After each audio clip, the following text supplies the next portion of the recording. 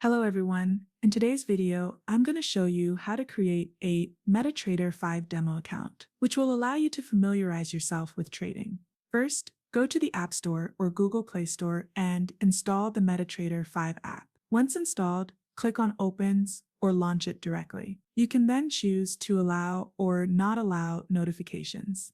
Next, you must accept the terms and conditions of use to create a new account. Go to Settings and then click on New Account. Then search for Metacodes, select Metacodes Demo, which appears at the top of the list. All you have to do is fill out the registration form, accept the terms and conditions of use at the bottom of the form, and then click on Registers. Once you click on Start, you will see all the quotes, the buy and sell prices, and so on. You can delete them if you wish. You will also find a chart and sample transactions. As you can see, your balance is 100,000, and that's it. That's how you create a demo account on Metatrader 5. If this video was helpful to you, feel free to subscribe. See you soon for another video.